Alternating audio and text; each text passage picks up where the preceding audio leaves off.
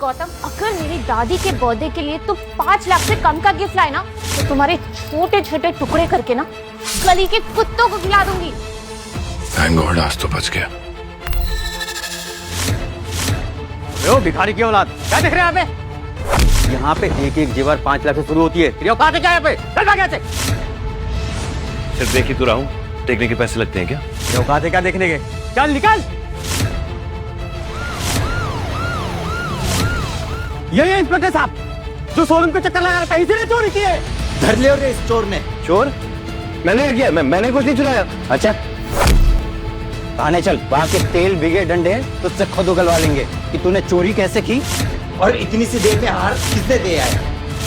चल ले चौड़े से। इंस्पेक्टर साहब आपको गलतफहमी हो रही है, मैंने कुछ नहीं चुराया। सर गलतफहमी हो रही है आपको इंस्पेक्टर साहब, मैंने कुछ नहीं किया, मैंने कुछ नहीं चुराया। इंस्पेक्टर साहब आप गलत समझ रहे हैं मुझे।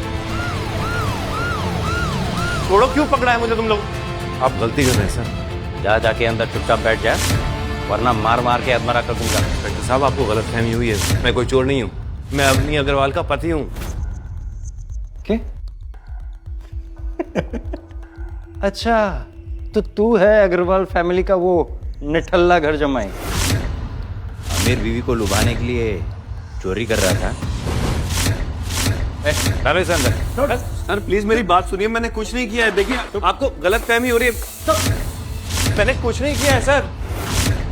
Hello Avani ma'am. क्या हुआ इंस्पेक्टर? अरे आपका मन बहलाने के लिए आपका राजकुमार सुनार की दुकान से चोरी करता हुआ पकड़ा है। What? ये चोरी भी करने लगा। इंस्पेक्टर, आपको उसे मारना है, पीटना है, आपको जो करना है आप करिए, मैं उसे छुड़ाने नहीं वाली हूँ। पता नहीं दादाजी ने किस चोर को मेरे गले बांध दिया। गौतम को भी अब समझ नहीं आ रहा था कि वो इस लॉकअप से कैसे निकलेगा। उधर इंस्पेक्टर भी उसकी एक भी बात सुनने को तैयार नहीं था और उसी से ज्वेलरी शॉप में चोरी हुई डायमंड नेकलेस निकलवाने के जिद पे अड़ा था।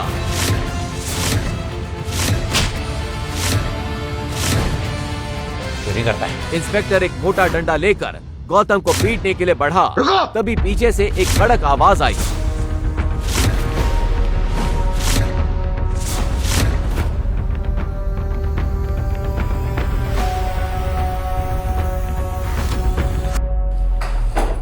सर, तुम्हारी हिम्मत कैसे हुई? लगता है अपनी नौकरी और इस वर्दी से नफरत होने लगी है।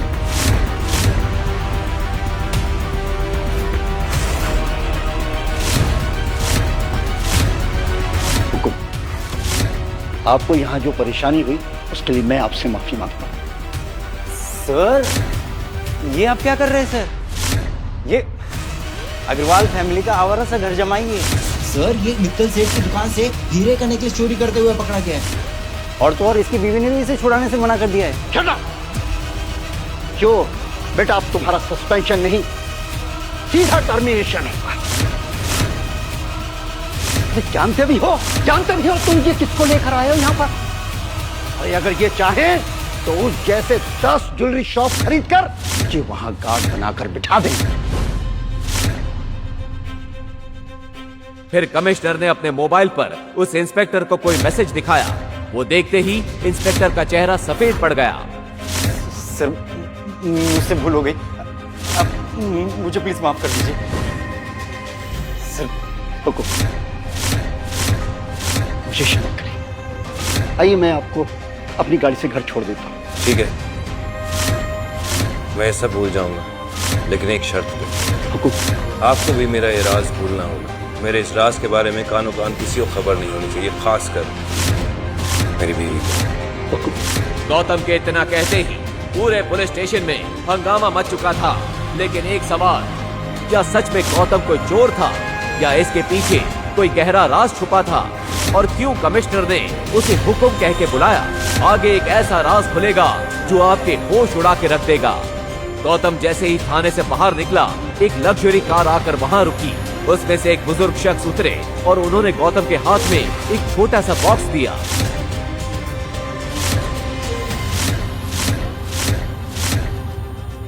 गौतम जल्दी जल्दी अवनी की दादी साथ गायत्री देवी के बर्थडे वेन्यू पर पहुंचा।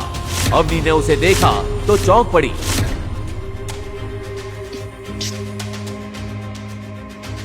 यहाँ कहां से आ गए? चोर कहीं के किसने छुड़ाया तुम्हें थाने से? वहीं पड़े पड़े सड़ जाते ना तो अच्छा होता। मैंने कोई चोरी नहीं की अम्मी। ज्वेलरी शॉप के सामने खड़ा था, पुलिस ने पकड़ लिया।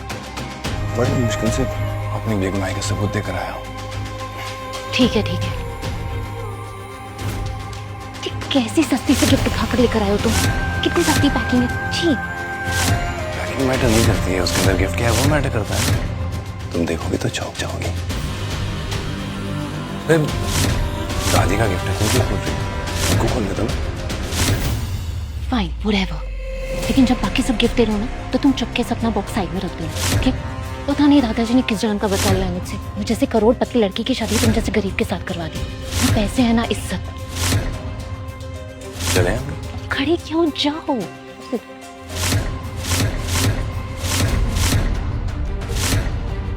और तभी उस पार्टी में चार चांद लगाने आई अवनी की cousin Shanaya, expensive black dress पहने, हाथ में गोल्डन गिफ्ट लिए।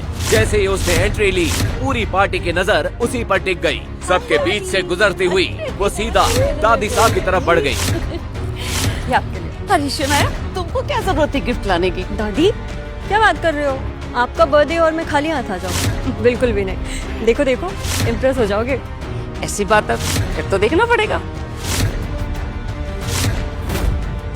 डायमंड पेंडेंट, इतना चमकीला हीरा अपनी 75 साल की उम्र में तो मैंने पहली बार देखा है। शनाया बेटी, तुम तो इस घर की बेटियों से बिल्कुल अलग, समझदार और स्मार्ट।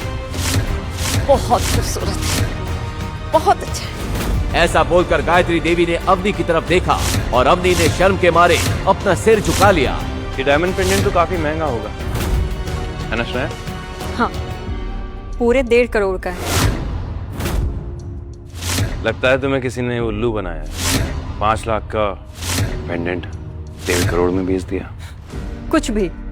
और वैसे भी जो लोग खुद की जेब में 500 रुपए का नोट लेकर घूमते हैं ना, वो किसी और को लाखों करोड़ों का ज्ञान नहीं दिया करते।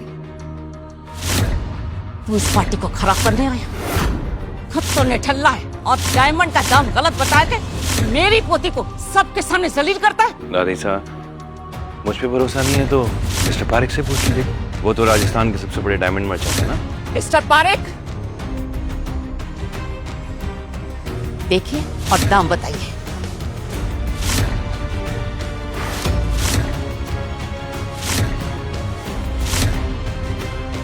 किसी ने नकली डायमंड को असली डायमंड की तरह तराशने की कोशिश की है।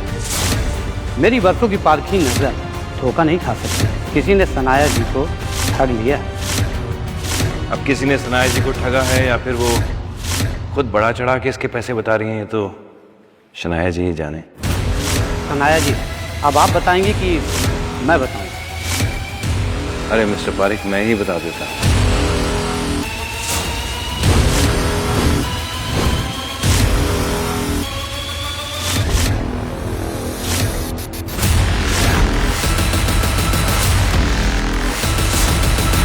सॉरी, तुम्हारा पेंडेंट डायमंड का नहीं, कांच का है।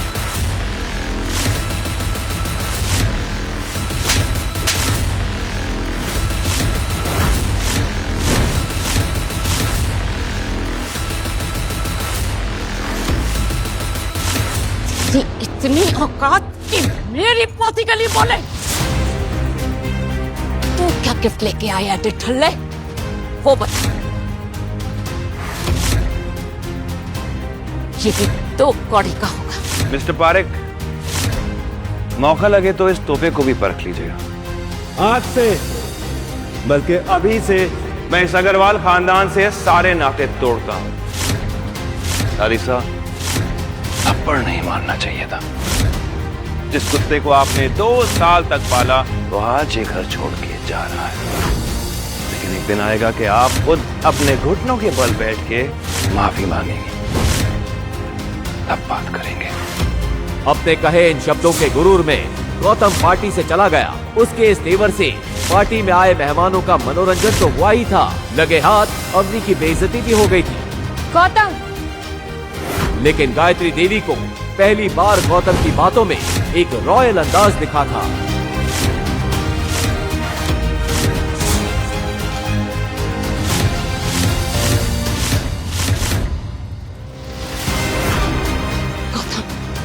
अरे गौतम को रोको कोई, गौतम को रोको कोई। 2 साल हमारे साथ रह गया, लेकिन हम जान नहीं पाए कि हमारे साथ कौन रह रहे। मैंने तो उसको जापड़ मार दी, अब बर्बाद हो जाएंगे। आखिर ऐसा क्या गिफ्ट दिया था गौतम ने? क्या सच में गौतम कोई बड़ा आदमी है? अगर है तो वो कौन है?